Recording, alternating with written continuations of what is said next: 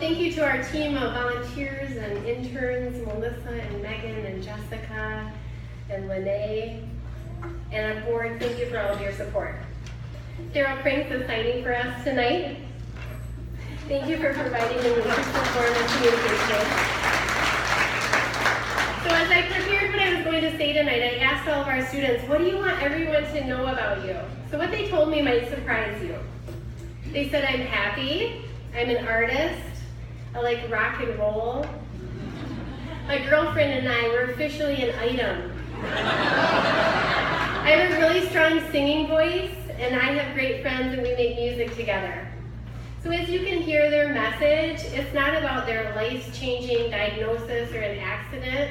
It's about what they can do. It's not about all these different barriers that they encounter in the world or their struggles, but it's about their abilities. It's about their life and their joys. So it's an ever focus on what they can do rather than what they can't. It's the same thoughts and messages that we all have for ourselves every day or for our loved ones. So this year, what was really special was that ACT was asked by Art Prize and by the Graham and by the Children's Museum and other venues to come in and provide a training for all of their staff and all of their artists and all of their docents on inclusion and on accessibility. So I was really proud of Grand Rapids for really taking the definition of diversity, including disability, in it, but also we took that ask really seriously. So we decided to bring in all the stakeholders needed. We tapped into special education teachers and administrators. We brought in group home workers and staff and people from disability agencies. We brought in family members of people with disabilities, and we brought in people with disabilities to really create a dynamic and research-based training. We went as far as going to the Disability Concerns National Conference. So everyone came together, we put all of our found research on the table, and we shared all of our experience. But guess what came out of all of those meetings and all of those research? The profound recommendation that we treat people with disabilities just like everybody else. Treat them their age, treat them like the community member, the neighbor, the schoolmate that they are. That's our message. Our message is we're all the same. So take a moment and just imagine yourself in a world where you're unable to communicate, a world where you're trapped inside of your body, where you have so much to contribute but you don't really know how to get it out there. A world where you want to work but you can't find a meaningful job. This may seem extreme, but it could be a reality for any of you any day, and it might be a reality for you now or one of your loved ones. At Artists Creating Together, we provide opportunities in the arts to individuals with special needs. So I want to tell you about the witnessing that I had at Mary Free Bed on the rehabilitation floor for peds, just to really show the empowerment of the arts. So each week ACT goes there, and we're in charge of providing a visual art experience for pediatrics on the rehabilitation floor. And we're giving patients a chance to connect with one another, but we're also bringing in family members and siblings and guests. And it's a great way for parents to support one another.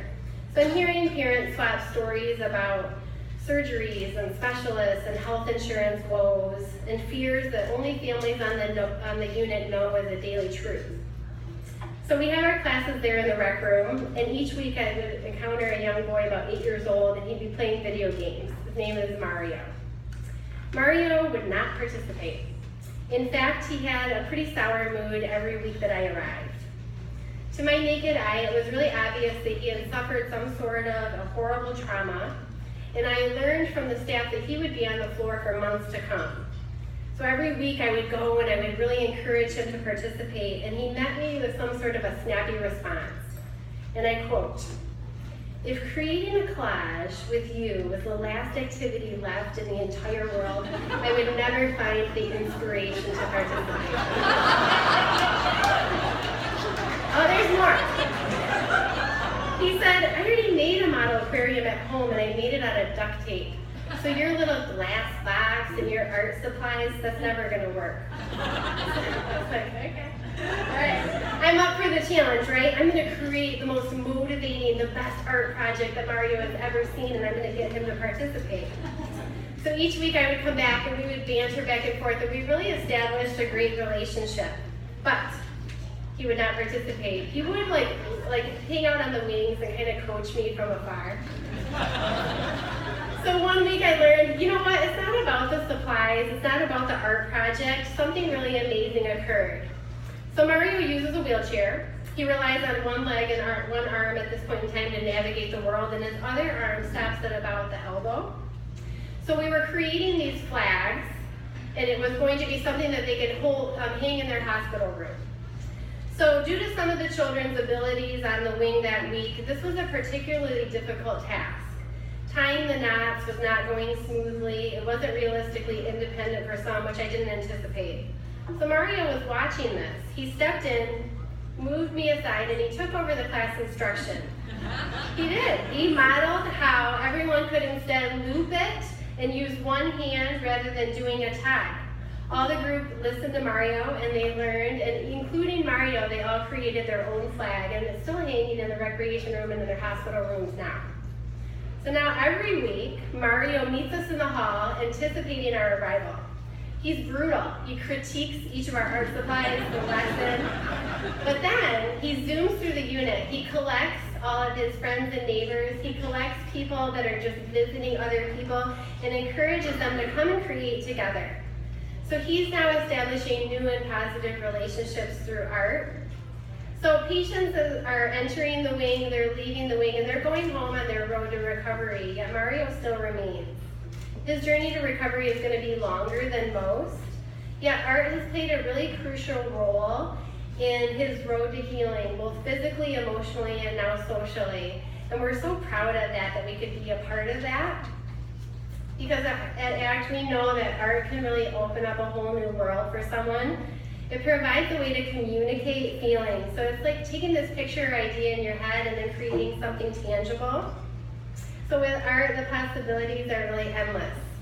We're providing space and material and guidance, but we really want people to reach their full potential, and we're doing that with Mario right now. So tonight, please generously support ACT. Help us to provide services throughout the year, not only at Mary Free Bed and other hospitals, but in schools and out in the community. This fundraiser is really important to our fundraising throughout the year. So this live auction, please help us. The bar is still open, and of course there's the fund need. But we want to provide help to all people with disabilities and help us use art as a strategy. So feel good about those contributions you make to our agency, and know that you're not only providing art education for a youth or an adult in need, but you're helping to make our culture more inclusive. All arts, all abilities. That's our new tagline. Let's use all arts tonight and all year to promote belonging and inclusion to people of all abilities. Thank you.